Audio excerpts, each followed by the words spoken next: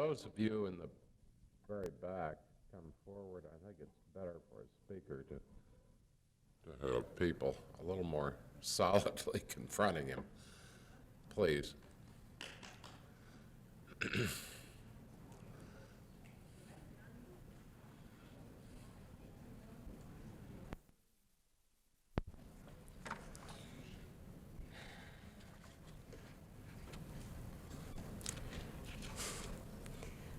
Good evening. I'm hoping the microphones are working. Good, they are. We have with us this evening a most distinguished professor. Mihailo Mihailov, our speaker, is a Yugoslav university lecturer, literary scholar, and intellectual critic of the Yugoslav regime, who has paid a high price for his efforts to draw upon the Yugoslav Constitution's guarantees of free speech. Mihailov first attained prominence with the publication of Moscow Summer, in which he described his meetings with Soviet writers in 1964 and spoke openly of unpleasant facts of Soviet history usually left unmentioned. Under pressure from the Soviet government, the Yugoslav authorities indicted him for slandering the Soviet Union in 1965. Though acquitted of this specific charge, he was sentenced to 9 months for distributing banned materials.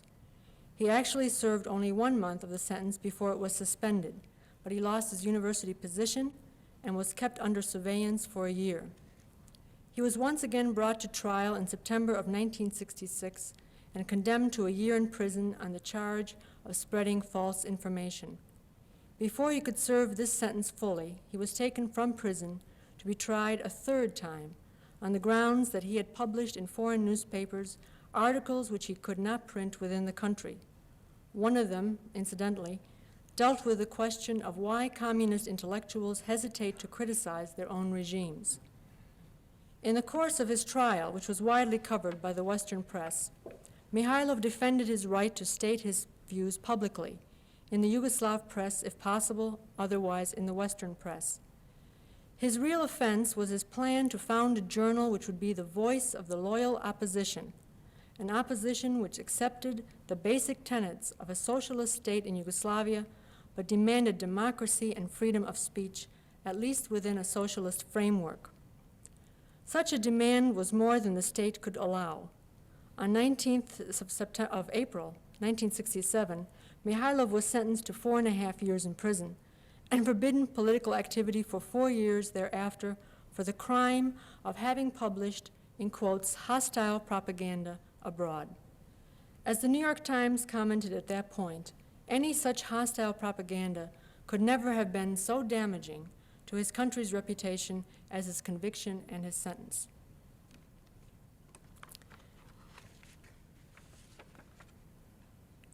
On March 4th, 1970, Professor Mihailov was released from prison and continued writing articles for foreign publications.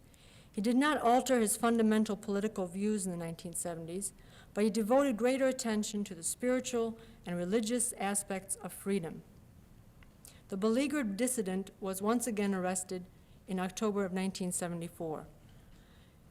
On February 25th, 1975, during a year of severe repression in Yugoslavia, he went on trial on the usual charge of disseminating hostile propaganda in foreign publications. 3 days later, he was sentenced to 7 years at hard labor and was once again barred from public activity for 4 years following the completion of his sentence.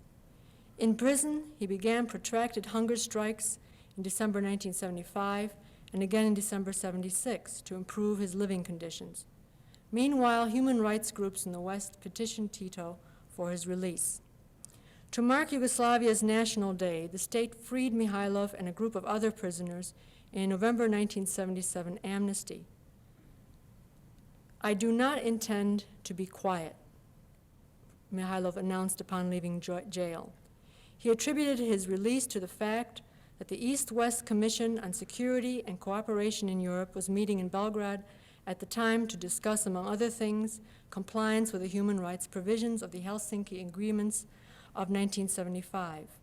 In early 1978, he urged the delegates to make reference to the human rights issue in the conference's final document, a plea that failed.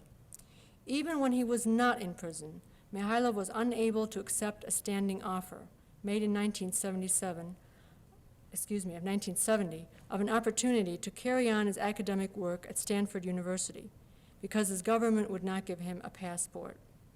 After much effort to get a passport, he was eventually successful this last summer, and he has come for this year to the United States on a lecture tour. Since he has come, he has visited over 20 American universities, including Columbia and Yale. He is one of the editors of the international journal Continent. He has authored Moscow Summer, Russian Themes, Underground Notes, and an upcoming book, Thoughts on Unscientific Thoughts. And in 1978, in recognition of his struggle for freedom, he received an award from the International League of Human Rights.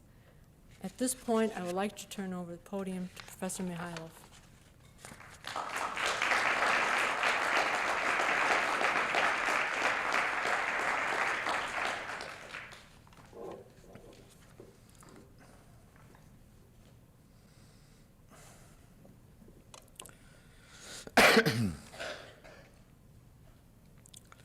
When a person has the opportunity to speak to an audience like this for the first time, and also perhaps the last, he experiences a strong desire to speak out fully and not simply give a lecture on a given topic.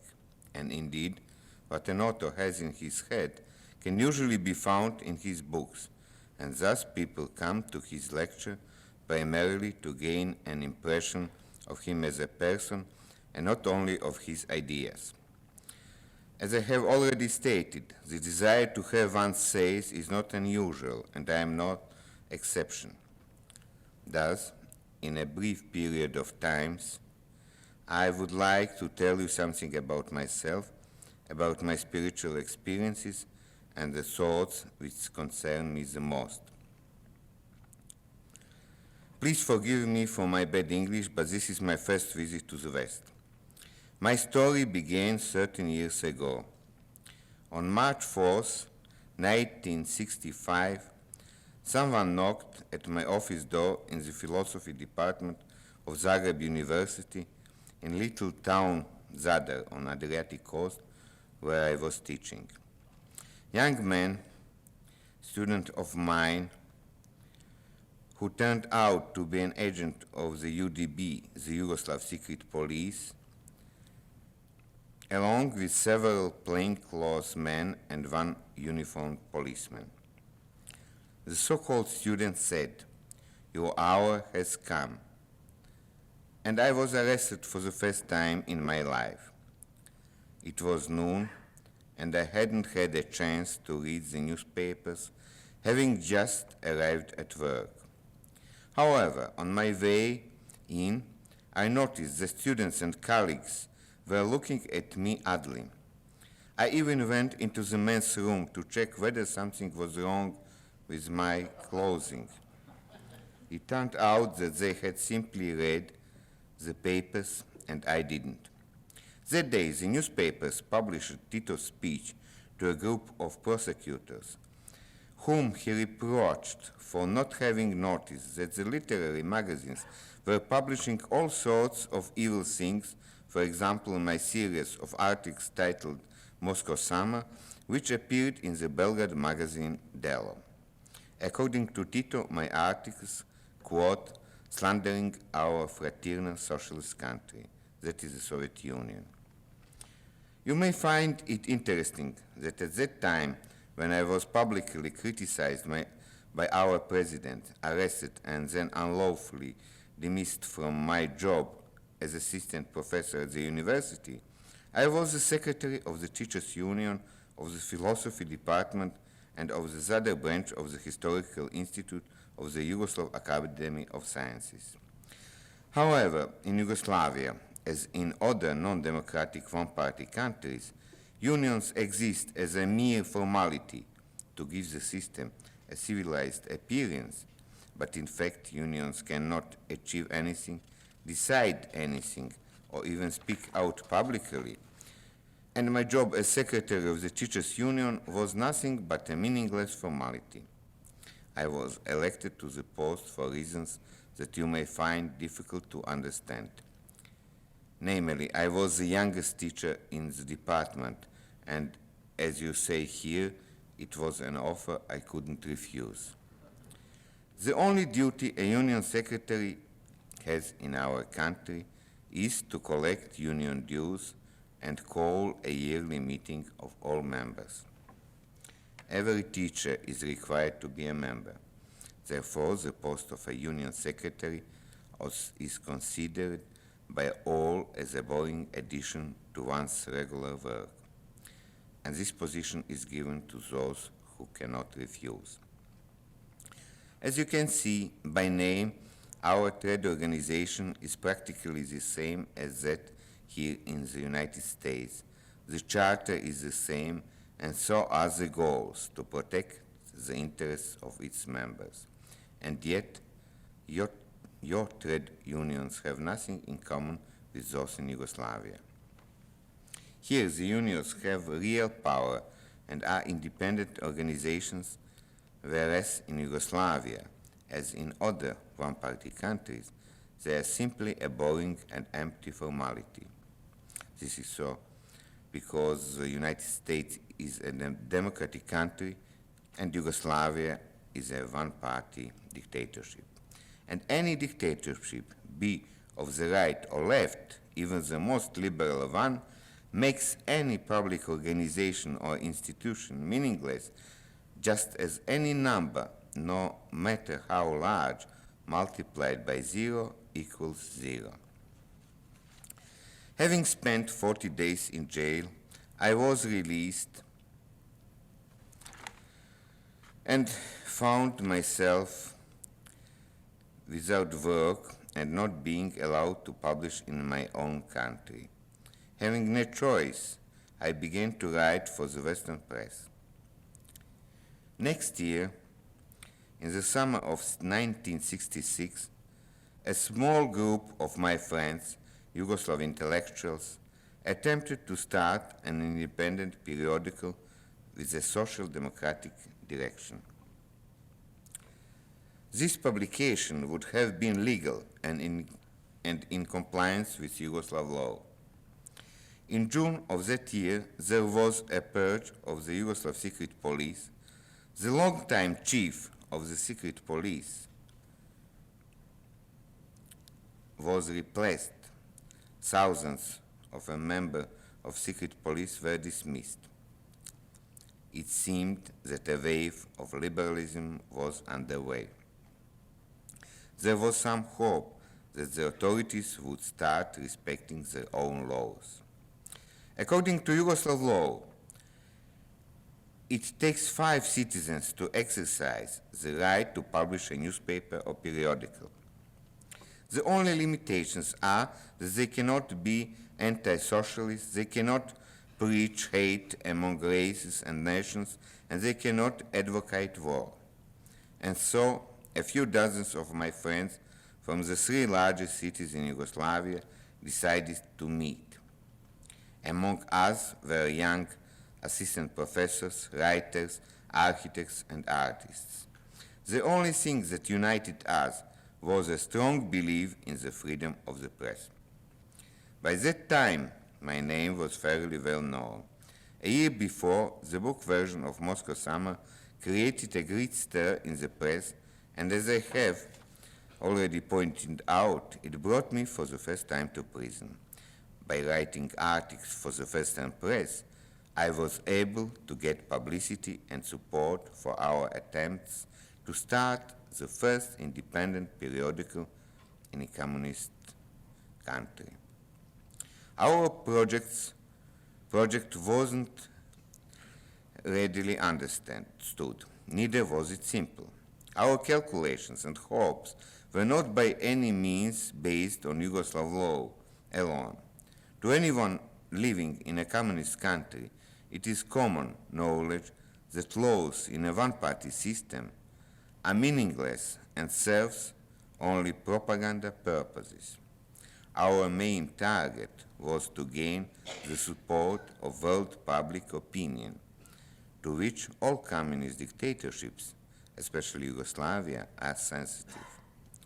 The founders' meeting was scheduled for August 10, 1966 in Zadar. A number of journalists from the West showed up for the meeting. Yet, despite the wave of liberalism, the prospect of an emerging free press was not a joking matter for Yugoslavia. 10 days before the meeting, the Yugoslav press began a well-orchestrated slander campaign against us. Even President Tito gave a harsh and threatening speech. In his words, some people think that just because an end was put to the unlawful acts of the Yugoslav security forces, it means that they can now do what they please. I duly registered the founders' meeting of the periodical with the authorities on August 8th, 2 days before the meeting. After that, I was arrested. A successor took my place as organizer and registered the meeting. The following day, he too was arrested and was in turn replaced. The third person to take over was not arrested, but the secret police prevented many of the founders from arriving at the meeting on time. As a result, on August 10th, 1966, in a pogrom-like atmosphere of arrest, the small city was literally in a state of siege. Only some 10 people showed up in Zadar who attempted to have the periodical registered according to the law. Because of the attention of the world press, they were not at that time arrested. But 3 months later, the Yugoslav authorities realized that the only way to stop attempts to establish an independent press was to take drastic measures. And so the authorities proceeded with openly violating their own laws. Some 10 founders of the periodical were accused of the attempt to establish a subversive underground organization. Since we had done everything quite openly and with much publicity, the accusation was so absurd that the authorities had no choice but to drop charges and release the founders after 2 to 3 months of imprisonment. Of course, they lost their jobs. I was the only one left to stand trial. This was because I was the main organizer and instigator. However, I was not formally tried for founding the periodical, but having had a few articles of mine published in the Western press. For this crime, I was given a sentence of 3.5 years. In such a way ended our unsuccessful attempt to start a legal and independent periodical in the most liberal communist country in the world. The thing is, the faulty assumption that a human one-party communist system is possible is far more dangerous than the existence of prisons and concentration camps. And so, even though we did not succeed in founding an independent magazine in Yugoslavia in 1966, nor did others in the following years, the benefit from our attempt remains great. I was arrested at that time in 1974 for having published 4 articles in the New York Times and was sentenced to 7 years of prison. But in conjunction with the Helsinki follow-up conference that was held in Belgrade, I was amnestied and released in November of 1977 after having served 3 years and 2 months. What has recently come to me as a most unpleasant surprise here in the United States was the fact that in the official United States congressional reports on human rights in the communist countries or Europe, Yugoslavia was not even mentioned. Thus, uninformed people get the impression that in Yugoslavia the problem of human rights does not exist. But even worse than that, people may come to the conclusion that respect for human rights is possible in a non-democratic one-party country. And the difference between Yugoslavia and other communist countries is only in the amount of pressure of non-freedom, but in essence, the non-freedom remains the same. It is the same one and all-knowing party, the same monopoly of Marxist ideology in our spiritual lives, the same censored press, the same cult of the permanent leader, the same shifts between periods of liberalization and oppression, the same political trials in courts where the only decisive force is that of the almighty Yugoslav KGB, UDB, the same political prisoners who do not have the status of political prisoners. It is all the same as in the other communist countries, with one difference. The West often pretends not to notice what goes on in Yugoslavia. Everybody knows that Yugoslavia is basically independent and sometimes even shows resistance to the Soviet Union. Because of this, some think much can be and is forgiven her. This is what is paradoxical. Yugoslavia is the one only communist country in the world whose citizens cannot find out or hear about the conditions in their own country, even from the West. It is true that unlike other communist countries, one can freely buy Western newspapers and magazines, but those issues which have any analysis or criticism of Yugoslavia are censored. In the West, there are up to 1 million Yugoslav workers, but if upon their return to Yugoslavia they dare to bring copies of Yugoslav emigre papers, they are sentenced automatically to 3 or 5 years in prison. For a quarter of a century, Radio Free Europe has not broadcast to Yugoslavia. Other stations, such as the Voice of America, avoid even any surface description of Yugoslavia's internal conditions. As a result, Yugoslavia is beset not only by national separatist tendencies, but it is also the only communist country with an underground communist party which competes with the party in power. Whenever the democratic West, out of a desire to be tactful, ends up supporting the power of a dictatorship in any country, in the long run it is the totalitarian countries that win. Yugoslavia is a country which, in a concentrated, short period of time and professing anti-Stalinist slogans, went through all of the stages of development of a communist society: the revolution, Stalinism, forced collectivization, which, by the way, started in 1949 after the break with Stalin, the horrible concentration camps, about which it is still dangerous to speak out in the open, and a period of liberalization of the economy, a kind of NEP. The importance of this most liberal communist country for Eastern and Western Europe is very great. Yugoslavia has moved further along in its historical progress than any other Eastern European country, including the Soviet Union, which often follows in the path which was already traveled by Yugoslavia. The future and fate of Yugoslavia predetermine the future and fate of the other Eastern European communist countries.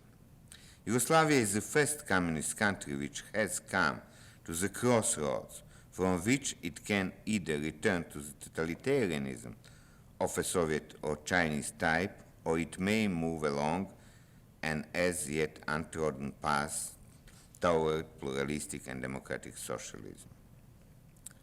But in order to overcome any totalitarian system, We must first provide answers to those problems which help create the aforementioned systems.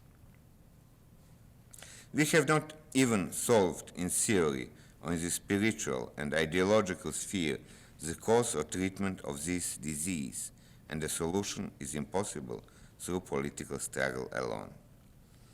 Permit me to mention a few important problems.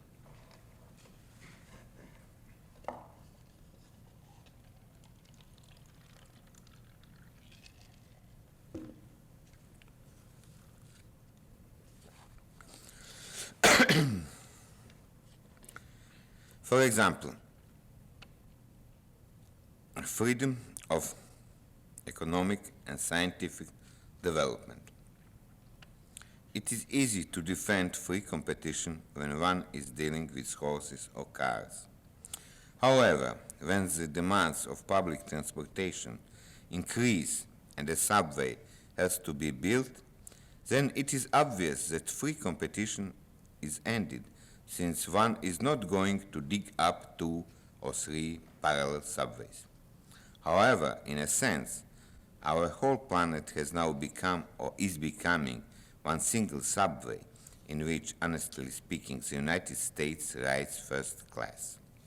How to combine the continuing technical progress and centralization with the freedom of individual creativity in the economy is a problem that is far from being solved even in theory.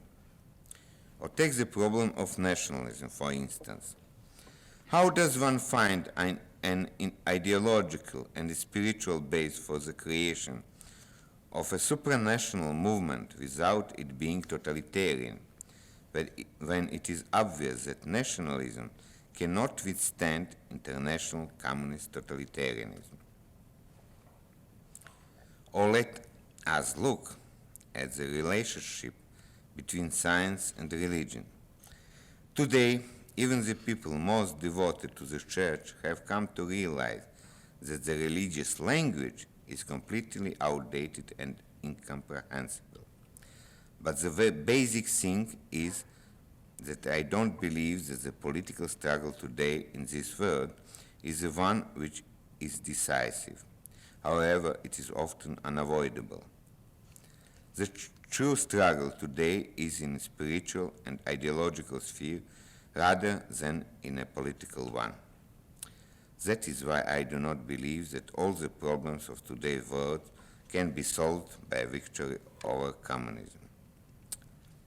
It is crucial that there be a new global consciousness, or, to use somewhat different terminology, a spiritual and religious rebirth. It is not a theoretical or ideological matter. There is no need for an all-embracing theory giving precepts of all of what to do. Rather, one has to be able again to feel in oneself that internal compass which every minute of life shows the only right direction for action. To have faith in it and to follow its directions despite any deadly threats. About this, Pasternak wrote in Dr. Zhivago, the whole tragedy started from the fact that we ceased to believe our own opinion. No political movement, no carefully elaborated social system, no science or technology can bring sense to our world and conquer chaos at the present time.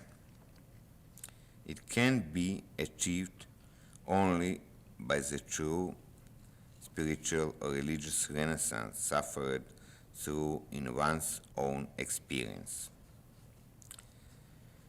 It appears necessary to travel to the end of the road of oppression and evil, actively believing in it or passively submitting to it, in order to cease forever to believe in the power and invincibility of evil. And paradoxically, it can be said that without these endlessly long years of totalitarian dictatorship, tomorrow's freedom could not appear. And this freedom will, of course, have nothing in common with totalitarianism. The biggest question is whether it is possible to come to that true freedom, democratic legality, organic order, without going through the illness of totalitarianism. On the answer to that question depends the fate of the West. Maybe the threat of Asiatic totalitarianism will speed up the course of the illness and the recovery. And how does spiritual recovery occur, and how does the new, previously unknown consciousness come into being in that other non-Western world? I will now describe that to you.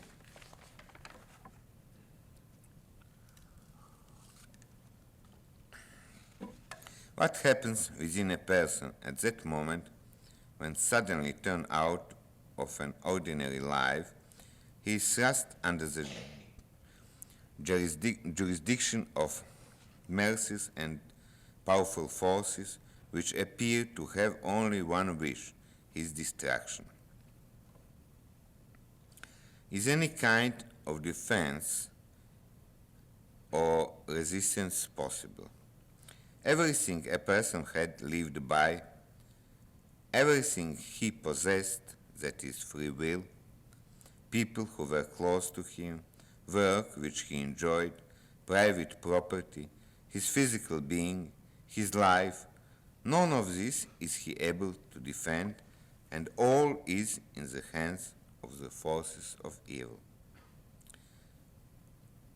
And if a person attempts to resist in the sphere of that by which, until this time, he had lived and possessed, he is doomed to defeat from the very outset. The person himself is in no way capable to defending anything that the powerful external forces in whose grip he is now placed wish to take away.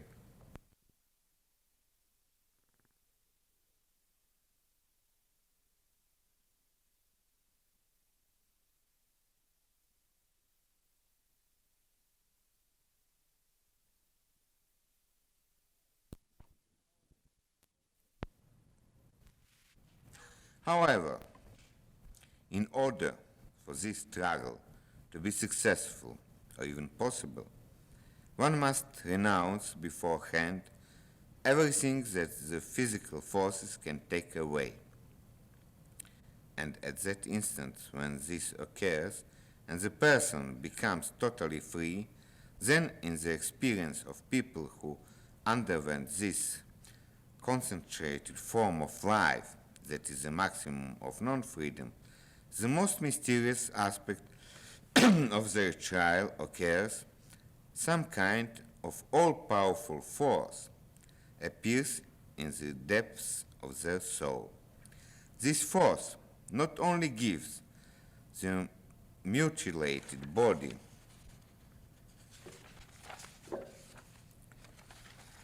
an incredible ability for resistance, but by some kind of utterly mystical means, which our present-day consciousness is unable to fully explain,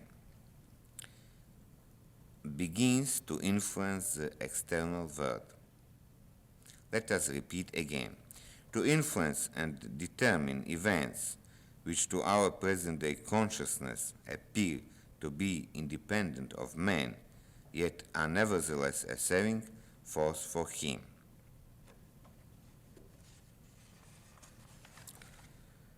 When the individual throws everything physical aside and decides to follow the internal voice, which in itself is faith, he suddenly sees and feels in himself, quite empirically, with joy, horror, and trepidation, this mysterious but at the same time real and powerful force which acts both in his body and in the external world.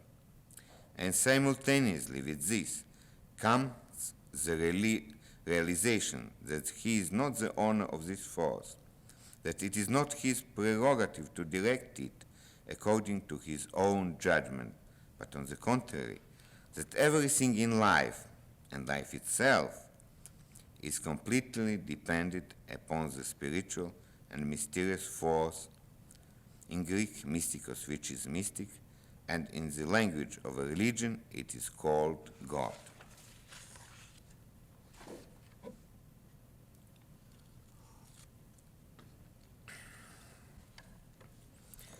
The realization that there is an indissoluble connection between the inner world of man, his soul, not his consciousness, and the external world, and that the inner world completely determine the destiny and all the events in man's personal life in the external world, that realization is the basic paradoxical assertion of the new spiritual experience.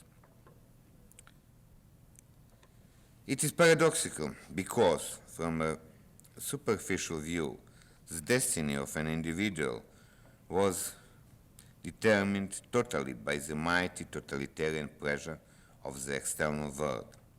But those who have lived through and survived the sinister experience of totalitarian society constantly insist that the paradoxical, even mystical law is an obvious fact. For many people, the religious or spiritual renaissance is a puzzling and incomprehensible phenomenon because of the spirit of our scientific technical era. It is also paradoxical that the language of the new religious consciousness, which I call planetary consciousness, has almost nothing to do with language used up to this day by all churches and religious movements. But the very word religious means link in Latin. The links of the inner world of man with the outside world, with the whole cosmos, and most of all with the Creator. This is why when people claim that there is a definite link between the inner world of man, his faith, his hope, and his love, and the actual destiny of each man, what they are talking about is religious consciousness, although the language they use to grasp the existence of that link is the language of science, laws. Of course, that link has nothing in common with that mechanical influence of the inner world of man on the events of his life, an influence claimed by the psychoanalyst, not only by Freud but also Jung. On the contrary, the new consciousness directly rejects every mechanical link and insists only on the dependency, inexplicable to us, but nevertheless fully real, on the whole outside world, on the world within us. This dependency manifests itself not only in the personal life of an individual, but also in life itself and in history.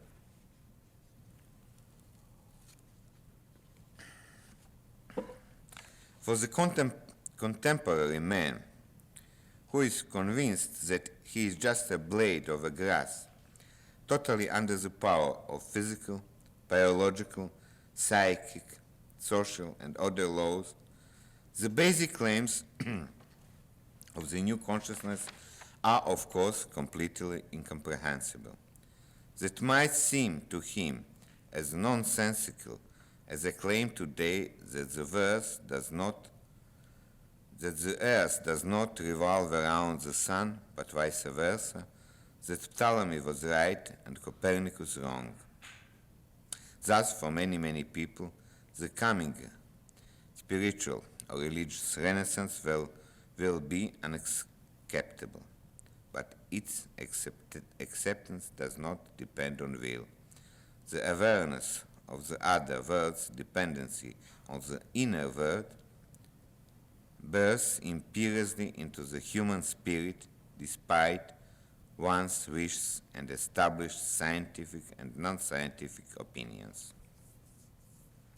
It comes only through personal experience and most often by suffering which destroys all our convictions that something else in the world is to blame for our destiny, social system, nature, disease, accidents, and etc. However, this religious rebirth has meaning and importance for all mankind, owing to the industrial, technological culture that has already become planetary. That culture is based on the dogma that the laws governing the cosmos do not depend on our inner world, let alone on our passions, hopes, and desires. That dogma further maintains that the world, nature, and the cosmos are not connected with us, and that we can therefore exploit the other world object to the maximum degree.